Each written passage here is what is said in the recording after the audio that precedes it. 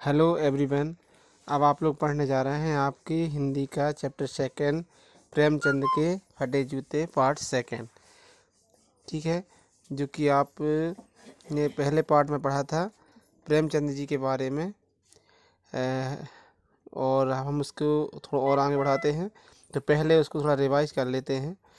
पहले क्या हुआ था, प्रेमचंद जी जो कि सुप्रसिद्ध साहित्यकार थे, उनकी वेशभूषा और उनके जूतों के माध्यम से एक ओर जहां प्रेमचंद के सादगीपूर्ण उच्च विचार को पाठकों के सामने प्रस्तुत किया गया है, वहीं समाज की स्वार्थपरता, अवसरवादिता, दिखावटीपन, दोगले चरित्र, धोखेबाजी की प्रवृत्ति पर करारी चोट की गई है।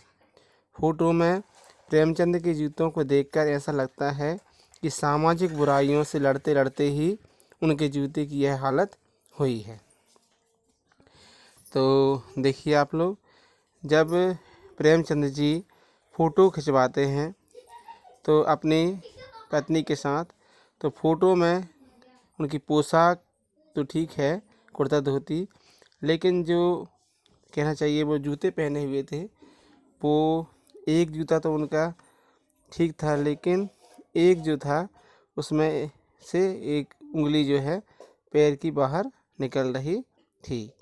लेखक सोचते हैं कि साहित्य की इस पुरखे को, यानी साहित्य के इस महान साहित्यकार को, महान ज्ञानी को अपने जूते फटे होने का जरा भी एहसास नहीं है, कोई भी लज्जा झेप नहीं है। तो ये लेखक इनके बारे में सोचते हैं, और इससे हमें यह भी पता चलता है कि लेखक अपने गुण के कारण तो विख्यात हैं ही, अच्छी रचनाएं करते हैं और उसके साथ साथ अच्छे लेख लिखते हैं, लेकिन उन्हें यह नहीं लग रहा है कि हम जो है अपनी पहनावे में कुछ ऐसा करें जिससे सभी लोग हमें कहें कि नहीं, ये अलग से महान व्यक्ति हैं।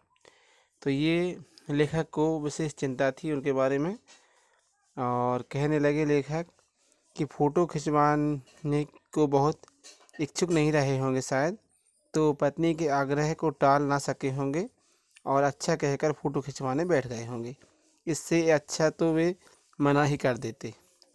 लेखक फ़ोटो को देखते देखते उनके क्लेश को भीतर तक महसूस करके रोने की स्थिति में आ जाता है।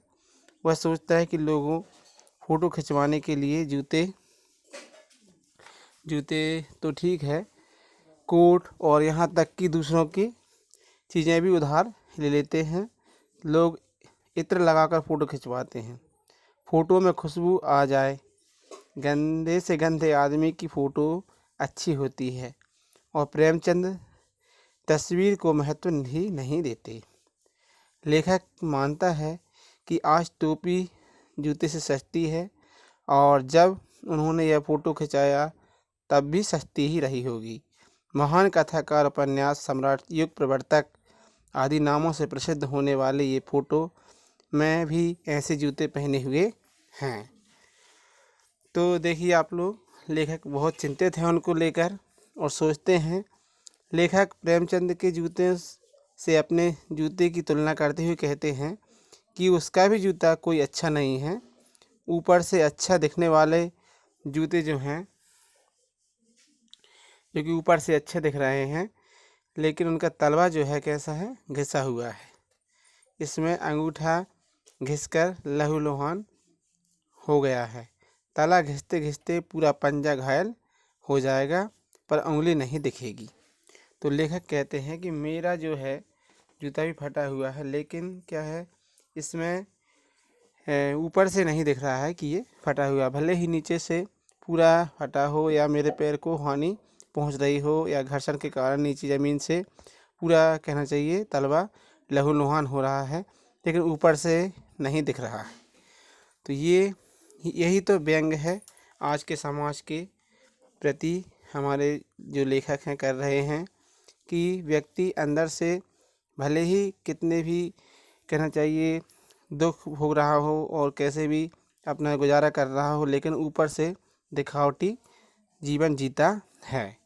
ये ही हमें लेखक बताना चाहते हैं। तो देखिए आप लोग सभी, फोटो को, और लेखक फोटो की ओर इशारा करता हुए कहता है कि तुम्हारे पाँव सुरक्षित हैं पर अंगुली दिख रही है। तो यहाँ पर लेखक का पाँव सुरक्षित है, उनका पाँव सुरक्षित है, लेकिन क्या है, सिर्फ उंगली जो है एक दिख रही है। तो लेखक सोचता है कि अंगुली पर पंजा घिस रहा है, और इसके लिए वो कहते हैं कि अनुमान लगाते हैं कि क्या क्या कारण है कि ये जो आप उंगली दिख रही है, मेरी उंगली ढकी है पर पंजा घिस रहा है, मैं तुम्हारी तरह फटा जूता नहीं पहन सकता हूँ।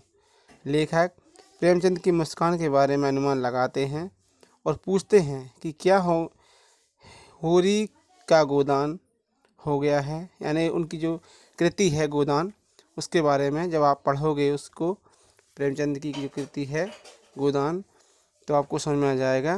क्या पूस की रात में नील गाय हल्कू का खेत चर गई, ये भी एक उनका लेख है, पूस की रात, और उसके बारे में बताते हैं।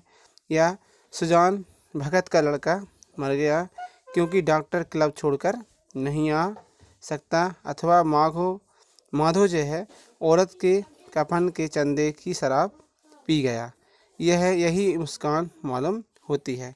तो जो ये कहानियाँ हम पढ़ेंगे, समझेंगे, तो आपको वह मुस्कान जो खुशी होगी पढ़ने में, वह मुस्कान यहाँ पर हम लेखक को उनके अंदर दिखाई दे रही थी। तो अब देखिए आप लोग, लेखक सोचता है कि प्रेमचंद का यह जूता आखिर फटा कैसे। क्या बनिए के तगादे से बचने के लिए दूर तक चक्कर लगाते हुए लौटते थे, इस कारण से, या फिर किसी कठोर चीज़ पर ठोकर मारते मारते जूता फट गया। तुम रास्ते के टीले या उस कठोर चीज़ से बचकर भी तो निकल सकते थे। शायद समझौता न कर पाना तुम्हारी कमजोरी थी, वही नेम धर्म की कमजोरी जो होरी को ले डूबी थी। लेखक अनुमान लगाते हैं कि, कहते हैं लेखक कि ये तुम्हारी उंगली इशारा कर रही है, तुम जिसे घृणित, कहते हैं कि तुम जिसे घृणित समझते हो उसकी तरफ हाथ से नहीं पैर से इशारा करते हो। हाथ से, कुछ लोग हाथ से इशारा करते हैं, लेकिन तुम क्या हो, पैर से इशारा करते हो, क्योंकि तुम्हारी उंगली भले ही बाहर निकली हो पर पाँव तो बच रहा है। मैं तुम्हारी उंगली और मुस्कान का इशारा समझता हूँ। तुम उंगली छिपा कर तलवा घिसाए चलने वालों पर हंस रहे हो, क्योंकि तुम्हारी उंगली भले ही बाहर निकली हो पर पाँव तो बच रहा है। जिनका तलवा घिस रहा है वे चलेंगे कैसे। मैं तुम्हारे इस व्यंग मुस्कान को समझ गया हूँ।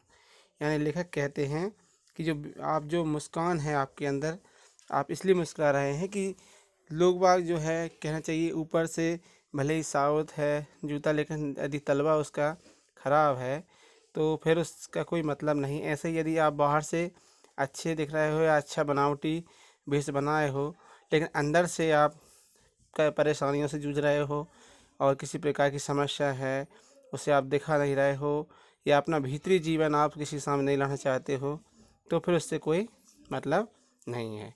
तो ये है व्यंग के रूप में जो हमारी कृति है, प्रेमचंद जी के फटे जूते नाम से हरिशंकर प्रसाद जी ने उन लोगों को व्यंग किया है जो कि अपना दिखावटी जीवन जीते हैं।